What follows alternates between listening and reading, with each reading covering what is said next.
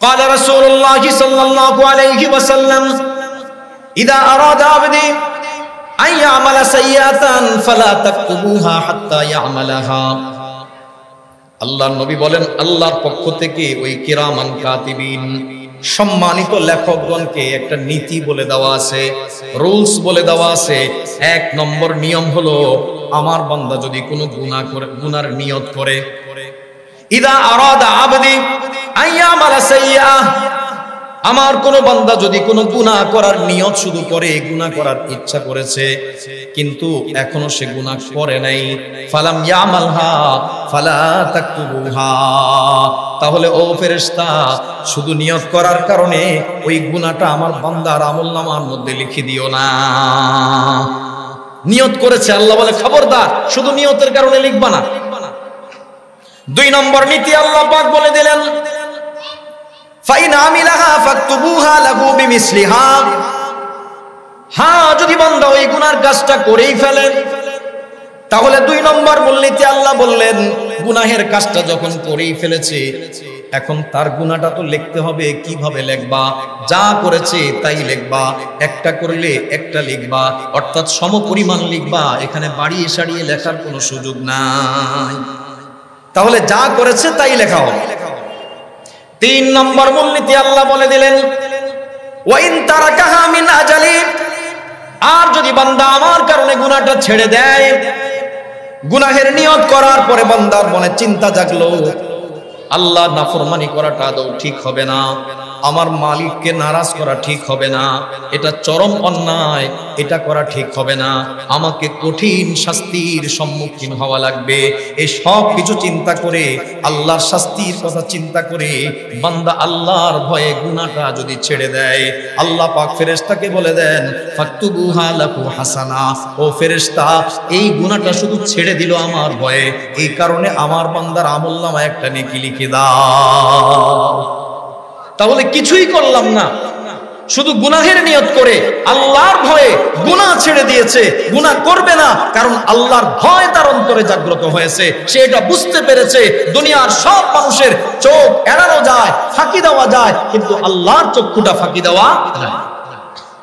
जो करता है तू चुपके अहले जहां से, कोई देखता है तुझे आसमां से। আল্লাহর বান্দা চিন্তা করতেছে, তুমি দুনিয়ার মানুষের চক্ষু ফাঁকি দিয়ে যা কিছু করো, মনে রেখো আসমান থেকে কিন্তু কেউ তোমাকে ফলো করে, তোমাকে লক্ষ্য করে, তোমার সব গতিবিধিগুলো কিন্তু নিয়ন্ত্রণ করা হয়। এজন্য বন্ধু, আল্লাহ পাকের দয়ার মূলনীতি, বান্দা যদি আল্লাহর ভয়ে গুনাহ ছেড়ে দেয়, তবুও তার আমলনামার মধ্যে নেকি লিখে দেওয়া হয়। আল্লাহ পাক কোরআনে হাকিমের মধ্যে আরো অবাক করার কথা বললেন, ওয়া আম্মা মান খাফা মাকামা রাব্বিহি ওয়া নাহান নাফসা আনিল হাওয়া ফাইন্নাল জান্নাতা হিয়াল মাওয়া। আল্লাহ বলেন, ও বান্দা শোনো, আমার কোন বান্দা যদি আমার সামনে কিয়ামতের ময়দানে একদিন দাঁড়াতে হবে, তার গোটা জীবনের পুরা হিসাব পাই পাই করে তন্ন তন্ন করে আমার কাছে দেওয়া লাগবে, এই চিন্তা তার মাথায় আসছে, এই ভয় করে আমার বান্দা গুনাহ থেকে বেঁচেছিল, গুনাহটা ছেড়ে দিয়েছে, যখনই গুনাহর কথা মাথায় এসেছে এই চিন্তাটা করেছে, আল্লাহর কাছে আমি কিভাবে জবাব দিব, কি হিসাব দেব, কিয়ামতে আল্লাহ জিজ্ঞেস করলে আমার তো কিছুই বলার থাকবে না। এই অনুভূতি যখন বান্দার মধ্যে কাজ করেছে, বান্দা তখনই গুনাহটা ছেড়ে দিয়েছে। আল্লাহ বলেন, কেউ যদি আমার ভয়কে ভিতরে নিয়ে গুনাহটা যদি ছেড়ে দেয়, আল্লাহর তরফ থেকে তার জন্য বিনিময় হবে জান্নাত। শুধু একটা জান্নাত না, সূরা আর রহমানের মধ্যে আল্লাহ পাক ঘোষণা করলেন, ওয়ালিমান খাফা মাকামা রাব্বিহি জান্নাতান, কেউ যদি আমি আল্লাহর সামনে দাঁড়ানোর ভয় অন্তরে অর্জন করে, অন্তরে ঢুকায়, আর এটাকে পুঁজি করে গুনাহ ছেড়ে দেয়, আল্লাহ বলেন তার জন্য শুধু একটা জান্নাত নয়, বরং আমি আল্লাহর পক্ষ থেকে তার জন্য ডবল জান্নাতের ব্যবস্থা রয়েছে। मैं उनकी सिवा किस पे फिदा हो ये बता दे, मैं उनकी सिवा किस पे फिदा हो ये बता दे, ला मुझको देखा उनकी तरह कोई अगर है, मर्दी तेरे हर वक्त जिसे पेश नजर है, मर्दी तेरे हर वक्त जिसे पेश नजर है, बस उसकी जुबां पर ना अगर है ना मगर है, बस उसकी जुबां पर ना अगर है ना मगर है। আল্লাহর একজন প্রিয় বান্দা ডাক দিয়ে বলেন, ও দুনিয়ার মানুষ, কে আছে আল্লাহর চাইতে এত বড় আপন, এত ঘনিষ্ঠ, যার জন্য আমার জীবন যৌবন সব কিছু বিলীন করে দেওয়া যায়, বিসর্জন দেওয়া যায়। তালাশ করে দেখলাম আল্লাহর চাইতে এত ঘনিষ্ঠ, এত আপন আর কেউ হতে পারে না। আছে কেউ আপন? আল্লাহর চাইতে এত ঘনিষ্ঠ, এত আপন কেউ নাই। সুখে দুঃখে যেখানেই বলি না কেন সেখানেই আছেন একমাত্র সত্তাকে আল্লাহ। এজন্য বন্ধু বলছিলাম, আল্লাহর গোলামিতে আত্মনিয়োগ করা এই কারণেই আল্লাহর কাছেও বড় প্রিয়, নবীর কাছেও বড় প্রিয়। আল্লাহ পাক ওই গোলাম বান্দাগুলার জন্য ডবল জান্নাতের ঘোষণা দিলেন। তাফসীর ইবনে কাসিরের মধ্যে হাফেজ ইমাদউদ্দিন ইবনে কাসির রাহমাতুল্লাহি আলাইহি সূরা আর-রহমানের এই আয়াতের তাফসীরের মধ্যে উল্লেখ করেছেন সাইয়্যিদুনা ওমর ফারুক রাদিয়াল্লাহু তাআলা আনহুর খেলাফত আমলের কথা। ওমর ফারুক রাদিয়াল্লাহু তাআলা আনহু খলিফা যখন, এক যুবক বড় দিনদার, বড় নেককার, বড় পরহেজগার, সমাজের সব মানুষের দৃষ্টিতে ওই ছেলেটা এত ভালো, সবাই তারে মহব্বত করে, সকলের নেক নজর সুদৃষ্টি যুবকের প্রতি পড়েছি। বড় ভালো, কারণ সমাজের মানুষ সচরাচর যুবকদের ভয়ে থাকে, আতঙ্কে থাকে, না জানি কোনো কিছু করে। সেখানে আতঙ্ক তো নয়, বরং তাকে দেখলে চোখ জুড়ায়, ভালো লাগে, তৃপ্তি লাগে, না একজন ভালো ছেলে। এই জাতীয় যুবকগুলো, এদেরকেই প্রকৃত অর্থে সমাজের লোক বলে নয়নের মণি, মানে ভালো লাগে এদেরকে দেখলে, মন জোড়ায়। যারা বড়দেরকে শ্রদ্ধা করে, মুরব্বীদেরকে সম্মান করে, খেদমত করে, আর নেক কাজ তো করেই, এইরকম এক যুবক সবাই তাকে মহব্বত করে। এই যুবকটা সকলের নেক নজর অর্জন করলেও সমাজের একজনের কুদৃষ্টি এই যুবকের প্রতি পড়েছে। সমাজে এক নষ্টা দুশ্চরিত্রা মহিলা ছিল, যার কুদৃষ্টি এই যুবকের প্রতি পড়েছে। তার ইচ্ছা এই যুবককে দিয়ে তার কুমতলব পূরণ করবে। এই উদ্দেশ্যে সে নানা ধরনের ফন্দি এবং বিভিন্ন ধরনের কলা কৌশল অবলম্বন করতে লাগলো, কিভাবে কোন ফন্দিতে কোন কৌশলে যুবককে তার আওতায় আনা যায়, তার নিয়ন্ত্রণে আনবে। আচ্ছা, মনে করেন একজন নামাজি লোক মসজিদে যাওয়া আসার সময় কোনো বাড়ি থেকে যদি আওয়াজ দিয়ে বলে যে ভাই, আমি মসজিদের জন্য কিছু টাকা বা কিছু ধান রেখেছি, আমি তো মহিলা মানুষ যেতে পারি না, একটু আসেন এই টাকাটা আর এই ধানগুলা একটু মসজিদে পৌঁছায় দিন।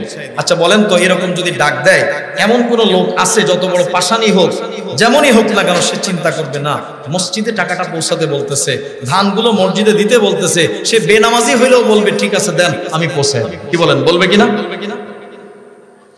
ঠিক এমনই একটা কৌশল অবলম্বন করে যুবকটারে ঘরের ভিতরে ডেকে নিয়ে আসছে। আয়না তাৎক্ষণিকভাবে দরজা বন্ধ করে দিচ্ছে। এতক্ষণ যুবক বুঝতে না পারলেও দরজা যখন বন্ধ করে দিয়েছে, তখন কিন্তু আর যুবকের বুঝতে বাকি নেই যে আমাকে আনলো কি বলে, আর এখন দরজা কেন বন্ধ করে দিচ্ছে। দরজা বন্ধ করার সাথে তো কোনো সম্পর্ক নাই, কেন দরজা বন্ধ করে দিচ্ছে যুবকের বুঝতে বাকি নাই। কিন্তু বুঝলেও এখন আর করার মতো কোনো গতি উপায় তার কাছে না। ঘরের দরজা বন্ধ করে দিয়ে মহিলা বলেন, ও যুবক, তুমি লক্ষ্য করেছো ঘরের দরজাটা আমি বন্ধ করে দিয়েছি। যুবক রে, এখন যদি তুমি আমার কথা না শোনো, আমার কথা মোতাবিক যদি তুমি না চলো, তাহলে আমি এমন একটা চিৎকার করব, সমাজের লোকজন সব জড়ো হয়ে যাবে। তোমার এতদিনের ইবাদত বন্দেগী দরবেশি আমার এক চিৎকারে সব মুহূর্তের মধ্যে বিলীন হয়ে যাবে। যুবক তো পড়লো বড় বেকায়দায়, কোন মুসিবতের মধ্যে পড়লাম, ফেসে গেলাম, কি মুসিবতের মধ্যে পড়লাম, বড় পেরেশান, বাঁচার উপায় কি? আর শয়তান তো আছে, শয়তান তো কুমন্ত্রণা দিতেই থাকে। শয়তান তারে বলতেছে, আচ্ছা তুমি তো একটা আবদ্ধ ঘরের মধ্যে আছো, কেউ তো তোমাকে দেখবে না, এই মহিলাই তো জানবে, সমাজের মানুষ তো কেউ দেখবেও না, জানবেও না, কাজেই অন্তত এই মুহূর্তে চিৎকার করলে তো মান সম্মান সব নষ্ট হবে, তাহলে কমাস কম মান সম্মানটা রক্ষা করো, এই মুহূর্তে ঘরের মধ্যে মহিলা যা বলে তাই শুনে না। শয়তান কুমন্ত্রণা দিচ্ছে, দিলে দিলে এই ধরনের একটা চিন্তা তার ভিতরে আসতেছে। কিন্তু এই যুবক তো একদিনের আল্লাহওয়ালা না, এই তো তিলে তিলে এই পর্যন্ত এসে পৌঁছেছে। যেই লোকটা দীর্ঘদিন পর্যন্ত ইবাদতে মগ্ন, যেই যুবকটা তার চরিত্রে কোনো কলঙ্কের দাগ এই পর্যন্ত লাগায় নাই, আজকে এই অন্ধকার ঘরের মধ্যে, আবদ্ধ ঘরের মধ্যে, তার দিলের মধ্যে এতদিনের ইবাদত বন্দেগী একটা ধাক্কা দিতে শুরু করেছে। কি করে সম্ভব এই মুহূর্তে তুমি আল্লাহকে নারাজ করবে? এটা কি করে সম্ভব? আল্লাহর বান্দার মধ্যে হঠাৎ করে অজানা একটা ভয় যেন চলে আসলো, শরীরের মধ্যে কম্পন তৈরি হয়ে গেল। ওই ভয়ের কারণে আল্লাহর ভয়টা যখন দিলের মধ্যে চলে আসছে, যুবকের শরীরের মধ্যে কম্পন তৈরি হয়ে গেছে। কাঁপতে কাঁপতে যুবকটা অজ্ঞান হয়ে বেহুশ হয়ে জমিনের মধ্যে লুটায়া পড়ছে। ও বন্ধু, এখন যখন যুবক জমিনের মধ্যে অজ্ঞান হয়ে পড়ে গেছে, যেই বিপদের মধ্যে যুবকটা পড়েছিল, এখন উল্টা ওই মহিলাটা বিপদের মধ্যে পড়ে গেছে। মহিলার মাথার মধ্যে এখন চিন্তা আসছে, যদি এখন আমি এই বিষয়টা সমাজের মানুষকে না জানাই, আর যদি এই অবস্থায় যুবকের কোনো একটা কিছু হয়ে যায়, সমাজের মানুষের কাছে আমি তো জবাব দিতে পারবো না। কিছু একটা যদি হয়ে যায় তাহলে কি জবাব দিব?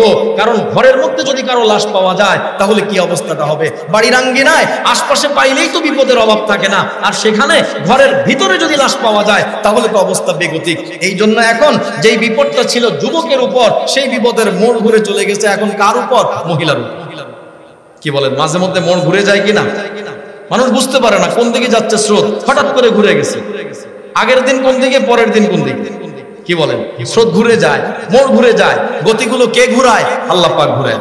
এই যে কিছুদিন আগেও তো এক যুবকের নামে কি আসছিল, সে তার মাকে হত্যা করেছে, আবার তদন্তে মোড় ঘুরে গেছে। আবার তদন্তে কি হয়ে গেছে? মোড় ঘুরে গেছে। তার মানে যে অভিযোগটা ছিল তার উপর, সেই অভিযোগের মোড় এখন আরেক দিকে ঘুরে গেছে। কে ঘুরায় দেয় বলেন? আল্লাহ। তাহলে যেই বিপদ ছিল যুবকের উপর, যেই বিপদটা যাচ্ছিল যুবকের উপর দিয়ে, এখন মালিক সেই মোড়টা ঘুরাইয়া দিয়ে বিপদটা দিলেন মহিলার উপর।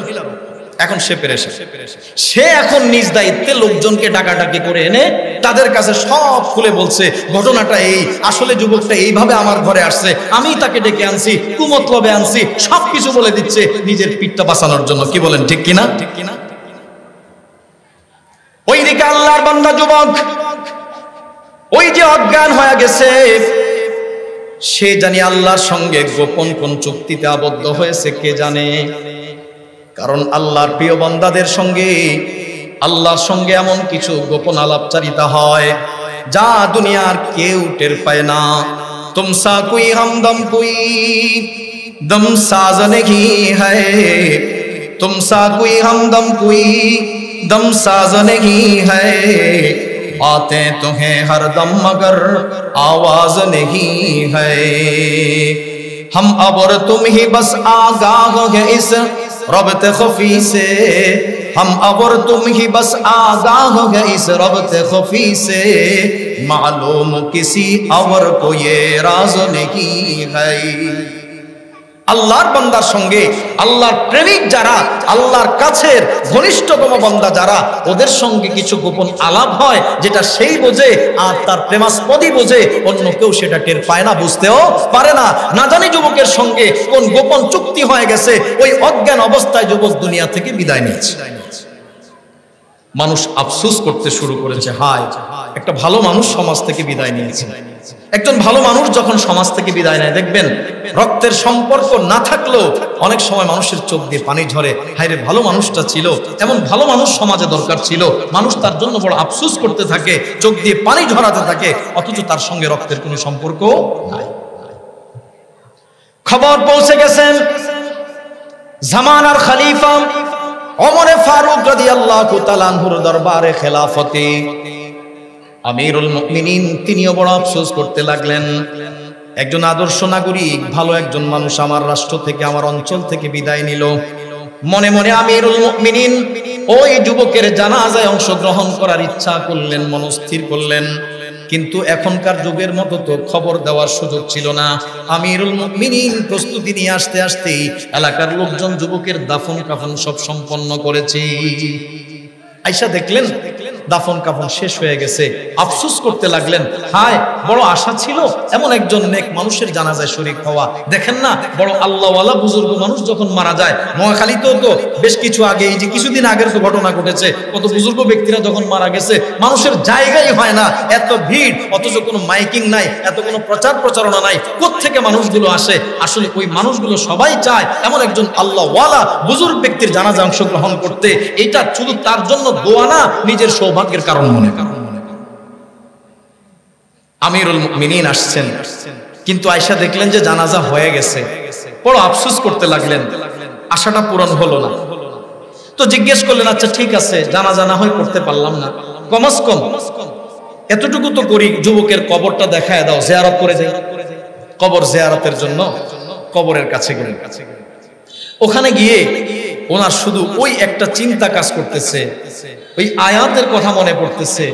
আল্লাহ পাক সূরা আর-রহমানের মধ্যে এই কথা ঘোষণা করেছেন, ওয়ালিমান খাফা মাকামা রাব্বিহি জান্নাতান, যে রবের সামনে দাঁড়ানোর ভয় অন্তরে ঢুকায় আর এই ভয়ে গুনাহ যে ছাড়ে, তার জন্য ডবল জান্নাতের ব্যবস্থা, দ্বিগুণ পুরস্কারের ব্যবস্থা আল্লাহর তরফ থেকে রয়েছে।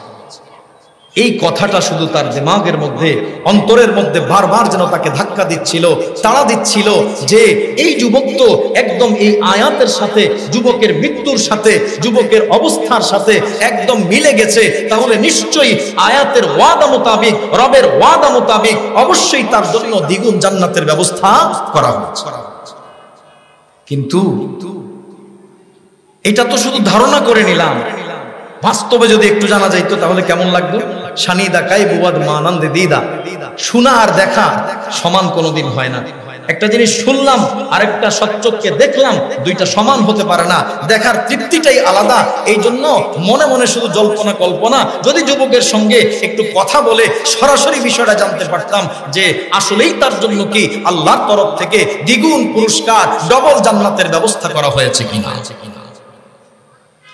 সাইয়েদুনা ওমর ফারুক রাদিয়াল্লাহু তাআলা আনহু কবরের পাশে দাঁড়িয়ে দাঁড়িয়ে চিন্তা করতে লাগলেন। কিন্তু চিন্তা করলে কি হবে? যুবক তো মারা গেছে, মুর্দা মানুষ তো কথা বলে না, মুর্দা মানুষ তো কথা বলতে পারে না, মুর্দার সঙ্গে কোনো খোঁজ খবরও তো নেওয়া যায় না। যদি এমন হতো, দুনিয়ার এমন কোনো মানুষ বাকি থাকতো না, সব মানুষেরাই তার স্বজনদের কাছে মাঝে মধ্যে গিয়ে খোঁজ খবরটা জিজ্ঞাসা করতো, কেমন আছে, কোন হালাতে আছে। আমিরুল মুমিনিন ওমর ফারুক রাদিয়াল্লাহু তাআলা আনহু দাঁড়িয়ে দাঁড়িয়ে চিন্তা করতে লাগলেন, আর এই কথা ভাবতে লাগলেন, যদিও মুর্দা মানুষ কথা বলতে পারে না, মুর্দার জবান দিয়ে কথা আসে না, কিন্তু আল্লাহ পাক চাইলে মুর্দার জবান দিয়েও তো কথা বের করতে পারে। আল্লাহ চাইলে 1000 বছরের মুর্দাকেও জিন্দা করে তার থেকে কথা বলাইতে পারে।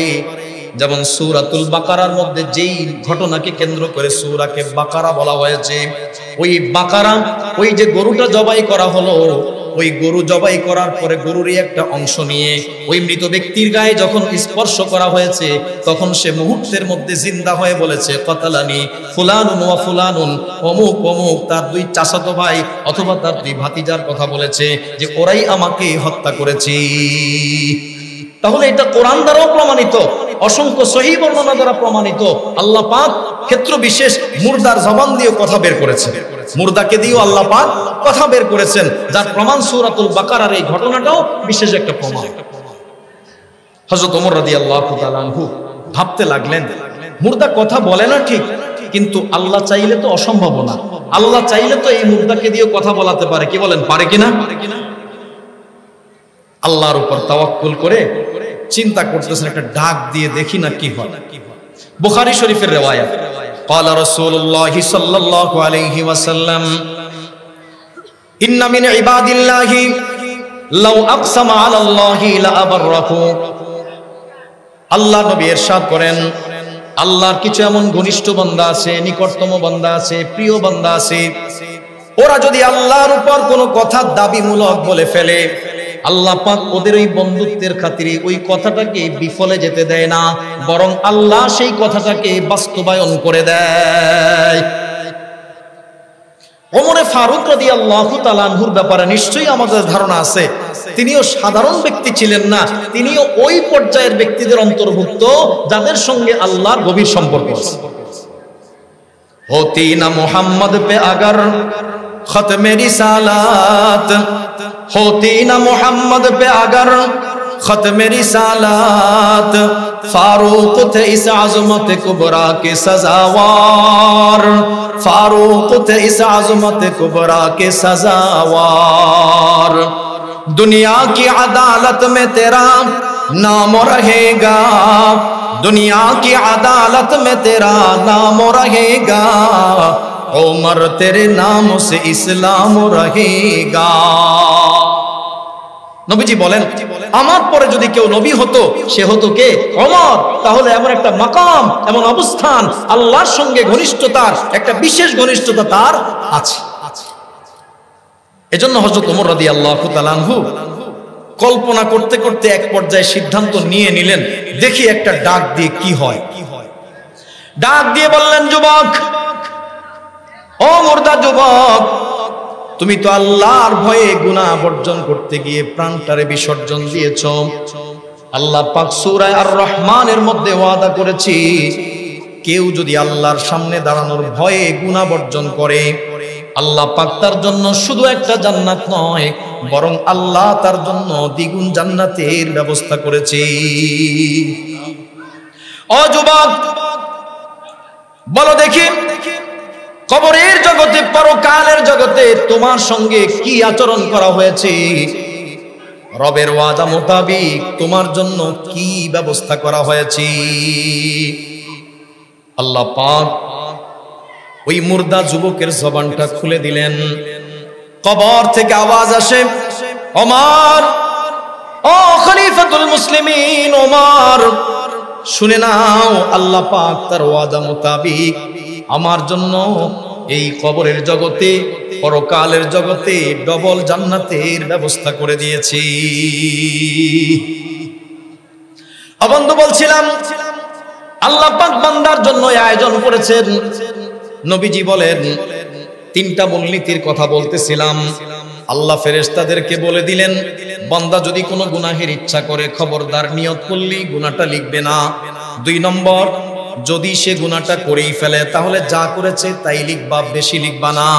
যদি বান্দা আমার ভয়ে গুনাহটা ছেড়ে দেয়, আল্লাহ বলেন ফেরেশতাকেও, ফেরেশতা আমার ভয়ে যদি গুনাহ ছেড়ে দেয়, আমার বান্দার আমলনামার মধ্যে একটা নেকি লিখে দিবা।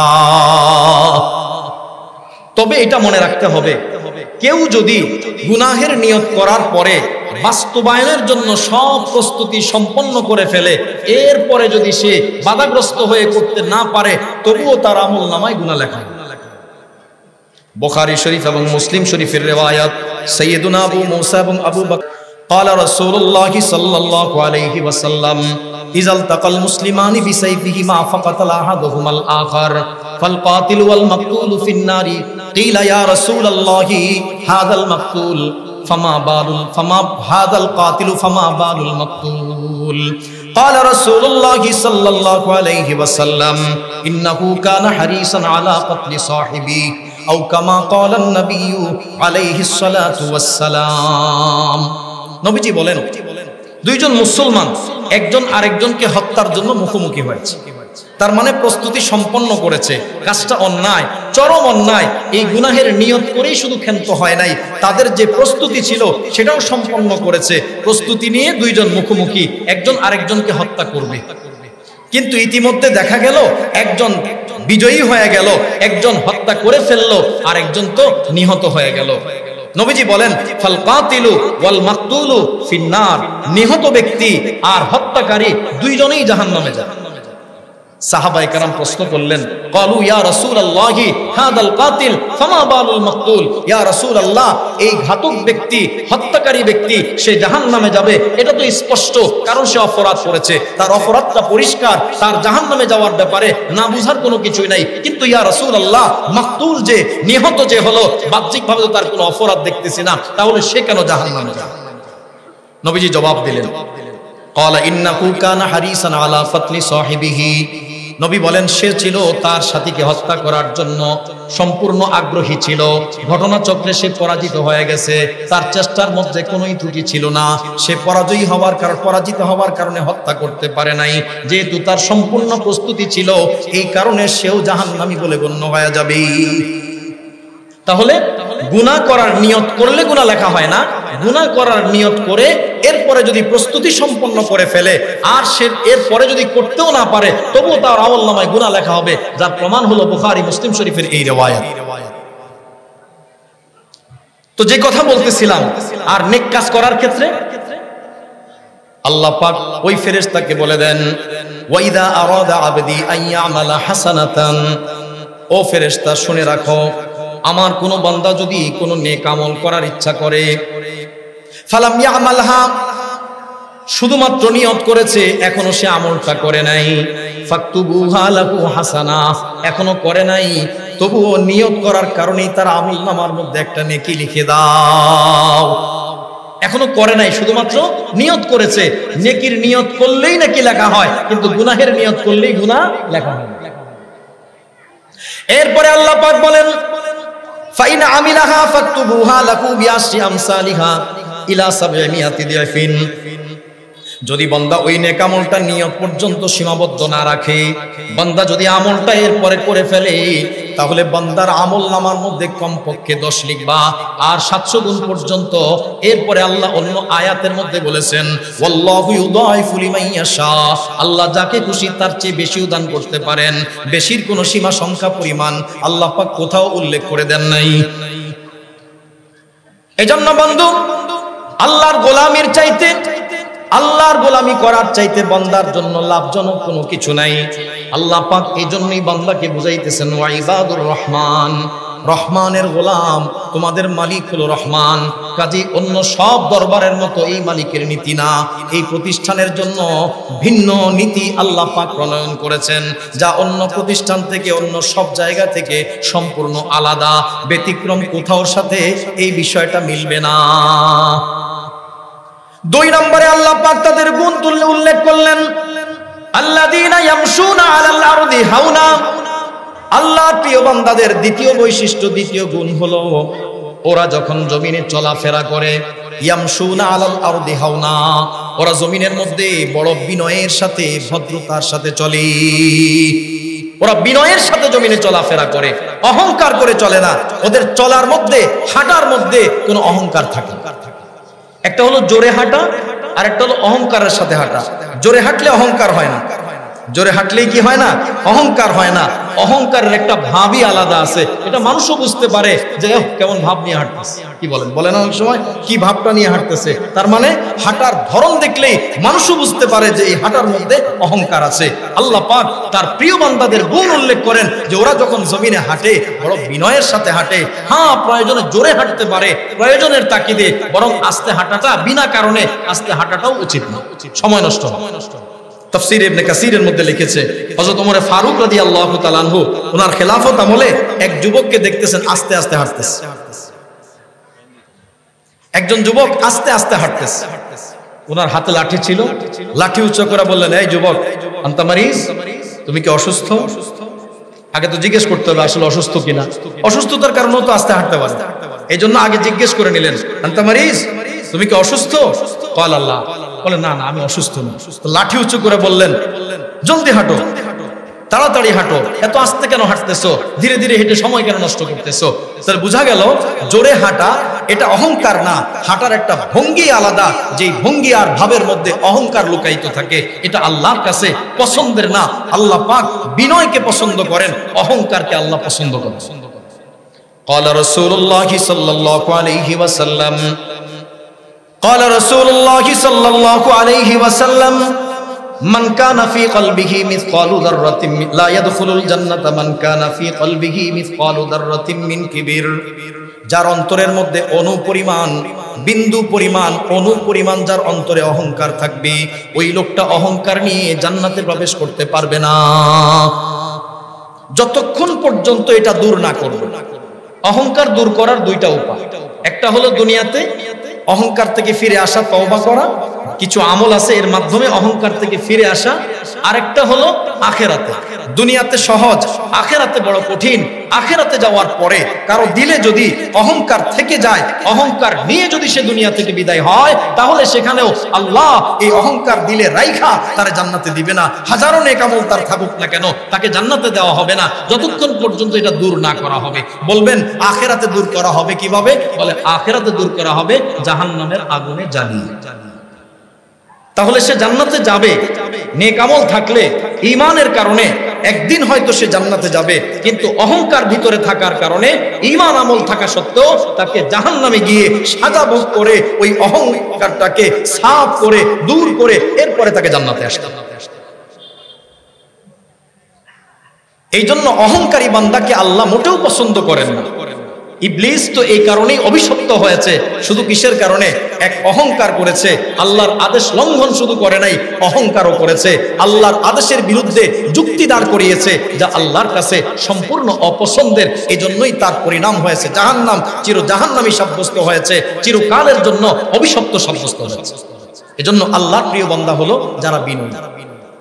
সাইয়্যিদুনা আবু হুরায়রা রাদিয়াল্লাহু তাআলা আনহু থেকে মুসলিম এবং তিরমিজি শরীফের riwayat, قال رسول الله صلى الله عليه وسلم قال رسول الله صلى الله عليه وسلم ما نقصت صدقة من مال وما زاد الله عبدا بعفو إلا عزا وما تواضع أحد لله إلا رفعه الله أو كما قال النبي عليه الصلاة والسلام। সাইয়্যিদুনা আবু হুরায়রা রাদিয়াল্লাহু তাআলা আনহু থেকে riwayat, আল্লাহ নবী তিনটা কথা এখানে বলেছেন।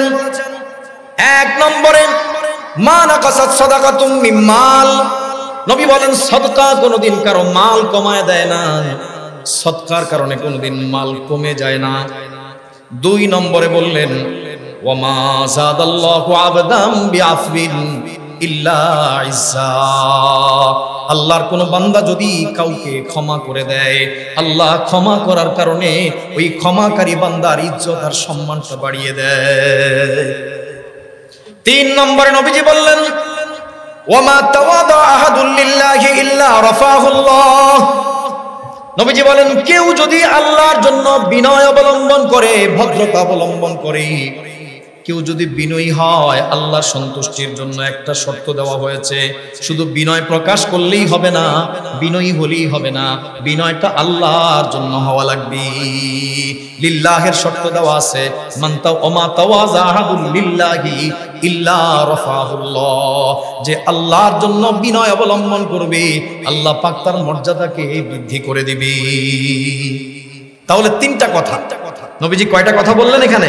তিনটা কথা। এক নম্বর কথা, সদকা কোনোদিন মাল কমায় না। আপনারা আবার মনে করেন না যে আমি কালেকশন করতেছি, বিষয়টা বুঝাতে হবে। অনেকে আবার এই ধরনের কোনো কথা আসলে উঠা শুরু করে, না জানি আবার কালেকশন করবে না। কালেকশন নাই, আপনারা এটা ভুল মনে করেন, বিষয়টা তো বোঝা দরকার আছে। নবীজি বলেন মা নাকাসাত সাদাকাতুম মিন মাল, সদকা মাল কমায় না। অথচ আমরা দেখা দৃষ্টিতে এটা দেখি সদকায় মাল কমে যায়। কথার কথা, আপনি 100 টাকা পকেটে নিয়ে আসলেন, তো এখান থেকে 10 টাকা দান করে দিলেন, কত হয়ে গেল? 90 টাকা। আরেকজনের পকেটও 100 টাকা নিয়ে আসছে, আপনার আরেক দোস্ত, দুইজনে একসাথে 100 করে নিয়ে বাইরে হইছে। তো একজনে 10 টাকা দান করে দিছে, আরেক দোস্ত দান করে নাই। তাহলে বাহ্যিকভাবে যেই বন্ধু 10 টাকা দান করলেন, তার পকেটের টাকার সংখ্যা রইল 90, আর যিনি করলেন না তার টাকা রইল 100। তাহলে আমরা তো দেখলাম, বাস্তবে দেখলাম, যিনি দান করলেন তার টাকা কমে হয়ে গেল 90, আর যিনি করলেন না তারটা আপন গতিতে 100ই রয়ে গেল। অথচ নবীজি বলতেছেন মা নাকাসাত সাদাকাতুম মিন মাল, সদকা মাল কমায় না। সদকা মাল কমায় না কিভাবে, এটা বুঝে আসলো না। একটা প্রশ্ন আছে না এরকম, কিভাবে মাল কমায় না? এর সূরতটা কি, এটার জন্য আরেকটা ঘটনা বলতে হবে, হাদিসের কথা, বানানো কোনো গল্প বলছি না। সাইয়েদুনা আবু হুরায়রা রাদিয়াল্লাহু তাআলা আনহু একদিন নবীজির কাছে একটা ব্যাগের মধ্যে, থলের মধ্যে করে কয়েকটা খেজুর নিয়ে আসে। বুঝতেছেন কথা আপনারা? কয়েকটা খেজুর, কয়েকটা বললে কি 100টা বোঝায়? 10-12টা সর্বোচ্চ এমন হতে পারে, না হলে 20টাই হলো। তো কয়েকটা খেজুর, বর্ণনার শব্দ হচ্ছে কয়েকটা খেজুর। তো কয়েকটা খেজুর নিয়ে এসে বললেন, ইয়া রাসূলুল্লাহ, আমার এই খেজুরগুলোর মধ্যে একটু বরকতের দোয়া করে দেন। কি বললেন? বরকতের দোয়া করে। তো নবীজি বললেন দাও। দিলেন। নবীজি কি পড়লেন? ফুটু দিয়ে দিলেন, বললেন এবার তোমার ব্যাগে নিয়ে। হযরত আবু হুরায়রা রাদিয়াল্লাহু তাআলা আনহু খেজুরগুলো ব্যাগে নিয়ে নিলেন। এবার তিনি বলেন, এখন আমার যখন প্রয়োজন হয় তখন আমি ওখান থেকে খাই, আর আমার সাথীবর্গ যারা আশপাশে থাকে তাদেরকেও দিই। এইভাবে আমিও খাই, অন্যকেও দেই। এক বর্ণনা মতে 60 সা আমরা যে গমের ফিতরা দেই সেটা হলো নেসফে সা, 1/2 সের। যেটা দেই নেসফে সা হয় 1/2 সের, আর 1 সা হয় 3.5 সের। 1 সা 3.5 সের হয়, তাহলে 60 সা কি পরিমাণ হবে? এই 60 সা পরিমাণ তিনি এখান থেকে অন্যকে দিয়েছেন। নববী যুগে বিভিন্ন সময় দান করেছেন, অথচ ওনার ব্যাগের খেজুরটা এখনো ফুরায় না। হযরত আবু হুরায়রা রাদিয়াল্লাহু তাআলা আনহু বলেন, নবীজির বরকতের দোয়া করে দেওয়ার পরে আমি নিজেও ওই ব্যাগ থেকে খাই, অন্যদেরকেও খাইতে দেই। এইভাবে নিজেও খাই, অন্যকেও দেই। দিতে দিতে নববী যুগটা পার হয়ে গেল, কিন্তু আবু হুরায়রার ব্যাগের খেজুরগুলো তখনো ফুরাইল না। অথচ খেজুর হলো মাত্র কয়েকটা। পুরা নববী যুগটা পার হয়ে গেল। এরপরে হযরত আবু বকর সিদ্দিক রাদিয়াল্লাহু তাআলা আনহু তিনি খলিফা হলেন। তার খেলাফত আমল পুরাটা পার হয়ে গেল। আমি নিজেও খাই, অন্যকেও দেই। ওনার খেলাফত আমল শেষ হয়ে গেল। খলিফাতুল মুসলিমিন হযরত আবু বকর সিদ্দিক রাদিয়াল্লাহু তাআলা আনহু তিনিও দুনিয়া থেকে বিদায় নিলেন, কিন্তু আবু হুরায়রার ব্যাগের খেজুর তখনো ফুরায় না। সাইয়েদুনা আবু হুরায়রা রাদিয়াল্লাহু তাআলা আনহু বলেন, হযরত ওমর ফারুক রাদিয়াল্লাহু তাআলা আনহু তার দীর্ঘ এক যুগের খেলাফত, সেই সময়টাও পার হইল। আমি আবু হুরায়রা নিজেও এই ব্যাগ থেকে খাই, অন্যদেরকেও দেই। এই লম্বা খেলাফত আমলটাও পার হয়ে গেল। হযরত ওমর ফারুক রাদিয়াল্লাহু তাআলা আনহু তিনিও দুনিয়া থেকে বিদায় নিলেন, কিন্তু আমি আবু হুরায়রা ব্যাগের খেজুর কিন্তু এখনো ফুরায় না। এরপরে আসলেন তৃতীয় খলিফা সাইয়েদুনা উসমান গনি রাদিয়াল্লাহু তাআলা। ওনার খেলাফত আমল আসলো, একই ভাবে আমি নিজে ওখান থেকে খাই, অন্যদেরকেও দেই। ওনার খেলাফত আমল শেষ হয়ে যেই দিন হযরত উসমান রাদিয়াল্লাহু তাআলা শহীদ হয়ে গেলেন, ওই দিন মানুষের ভিড়ের মধ্যে কোন ফাঁকে জানি আমার কাছ থেকে ব্যাগটা হারিয়ে গেছি, টের পাই নাই, কিন্তু খেজুর তখনো ফুরিয়ে যায় না। সাইয়েদুনা আবু হুরায়রা রাদিয়াল্লাহু তাআলা আনহু বলেন, সাইয়েদুনা আবু হুরায়রা রাদিয়াল্লাহু তাআলা আনহু বলেন, প্রায় 26 বছর পর্যন্ত খেজুর ওখান থেকে খেতে লাগলাম, অন্যকে দিলাম, খেজুর ফুরায় না। আল্লাহর নবীর বরকতের দোয়া সম্বলিত খেজুর ফুরায় না। ওই দিন মানুষের কষ্ট ছিল একটা, সমস্ত মুসলমান এজন্য ব্যথিত ছিলেন। উসমান গনি রাদিয়াল্লাহু তাআলা শহীদ হয়ে গেছেন, এই কারণে ওনাদের কষ্ট ছিল একটা, আমারও এই কষ্টটা ছিল, কিন্তু আমার একটা বাড়তি একটা কষ্ট আর ব্যথা ছিল এইটা, যে আমার ওই খেজুরের ব্যাগটা হারায় গেছি, যেই খেজুরের ব্যাগটার মধ্যে আল্লাহর নবী বরকতের দোয়া করে দিয়েছিলেন। এজন্য ওই দিন আমার কষ্ট ছিল দুইটা, আর অন্যদের কষ্ট ছিল একটা। একটা তো সবারই ছিল, বাড়তি কষ্ট হলো আমার নবীজির বরকতের দোয়া সম্বলিত ওই খেজুরের ব্যাগটা হারিয়ে যাওয়া। এটা ছিল আমার একটা আলাদা বাড়তি কষ্ট। তাহলে এখানে চিন্তা করে দেখুন তো, খেজুরের সংখ্যা কিন্তু অনেক বেশি ছিল না, পরিমাণ ছিল কম, কিন্তু এই কম পরিমাণ খেজুর দিয়ে প্রায় 26 বছর পর্যন্ত নিজেও খাইলেন, অন্যদেরকেও দিলেন। তাহলে পরিমাণ কম, অথচ এর দ্বারা কাজ হয়ে গেল বেশি। এটাকে আরবিতে বলে বরকত। এটাকে কি বলে? বরকত। এবার আসুন, আল্লাহ নবী বলেন, মা নাকাসাস সাদাকাতুম মিন মাল, সাদকা কোনদিন কারো মালটারে কমায় না। তার মানে বাহ্যিক দৃষ্টিতে যদিও কমে যায়, সংখ্যায় যদি বাহ্যিকভাবে কমেও যায়, কিন্তু আল্লাহ পাক ওই কম মালের মধ্যে এমন বরকত দিয়ে দেয়, ওই লোকটা যার কাছে পূর্ণ টাকাটা আছে সেই পূর্ণ টাকা দিয়ে যা কিছু করতে না পারবে, আল্লাহর বান্দা সদকা করার পরে কমে যাওয়ার পরে কমটা যা আছে ওই কমটা দিয়ে তার চাইতে বেশি কাজ আল্লাহ করে দিবি। তাহলে থাকবে কম, পরিমাণে যদি বাহ্যিকভাবে যদি কমেও যায়, আল্লাহ পাক ওই মালের মধ্যে বরকত দিয়ে দিবেন। বরকতের কারণে বেশি মাল দ্বারা যেই কাজ করা যায়, অল্প মাল দিয়ে আল্লাহ তার চাইতে বেশি কাজ করায় দিবেন। এটার নাম হলো বরকত। এই জন্যই নবীজি বলেছেন সদকা কোনোদিন মাল কমায় না। তার মানে দেখতে শুনতে মাল কমাইলেও মালের বরকত বেড়ে যায়। বাহ্যিক পরিমাণ কমে গেলেও তার বাতিনি একটা দিক থাকে, বরকতের দিকটা থাকে, যেই কারণে অল্প মাল দিয়ে বেশি কাজ হাসিল হয়ে যায়। এই জন্য সদকার কারণে প্রকৃতপক্ষে মাল কমে না।